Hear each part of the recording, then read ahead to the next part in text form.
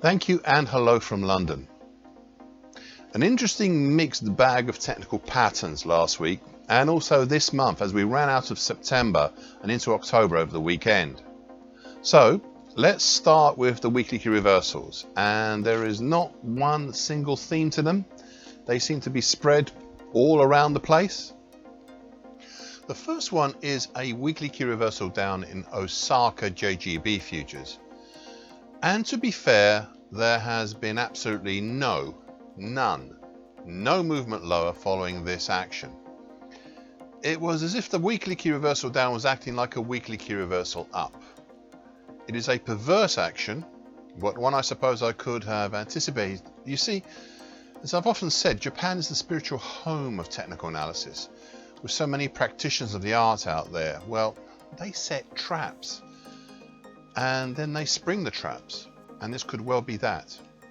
It is just a personal point of view, I know, but that is what I think may, not definitely, but may be what has and is happening here. That was the only financial product or instrument that happened last week. The rest were commodities in one shape or form. We next had a weekly key reversal up in ICE Gasoil futures. Well, this one did follow the form, and we've had a nice move higher ever since. Especially it was also a follow-on to a bullish double bottom pattern formed over most of September. We then reverted back to the obtuse and perverse with a weekly key reversal down in LME 3-month aluminium last week, only to be followed on Monday with an immediate countering bullish double and a bullish and open and close long white Marubozu yesterday. This was not the only perverse one, as we had a weekly key reversal up in EEX German power base month future, which had a significant move back down, if not lower, this week. I put this down to an aberration in Friday's action, which left a daily island high up. Plus, I use daily continuation charts, and that makes a difference, so I think that this contract has some special circumstances. Meanwhile, we had a weekly key reversal up in spot Palladium last week, which has had an excellent follow-on higher this week, with the highest prices since late April. Finally, in the weekly key reversals, we had a weekly key reversal up in the Baltic Panamax index last week, which has seen a move higher, if tentatively, this week. I suspect this may be due to the action leaving September and moving into October, and still trying to figure out if all this action is a bullish pattern, such as a bullish halfway hesitation, or a bearish pattern, such as a cat's ears pattern. One thing is for sure, the 2000 level here is the base of some support.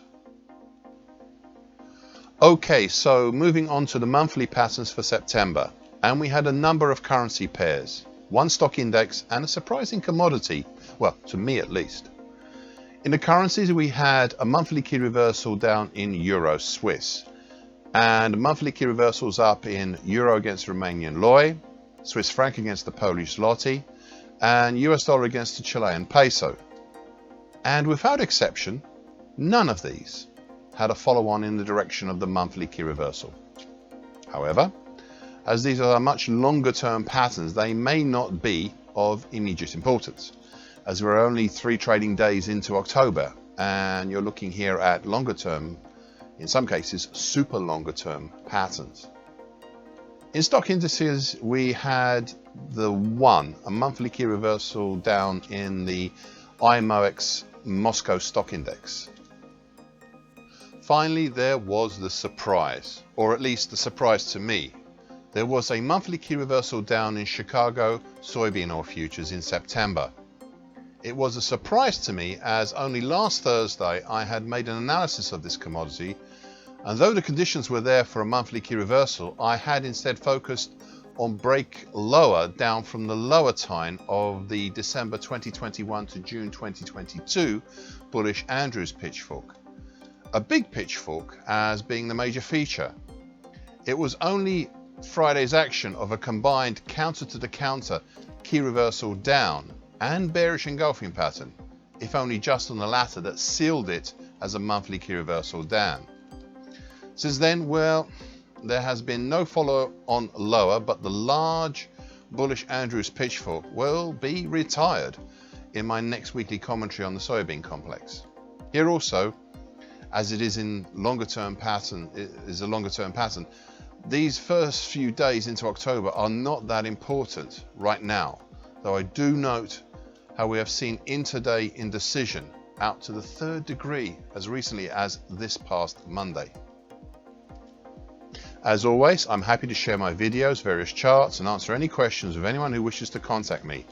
And with that, I'll finish this section from London, and I hope you found these comments useful.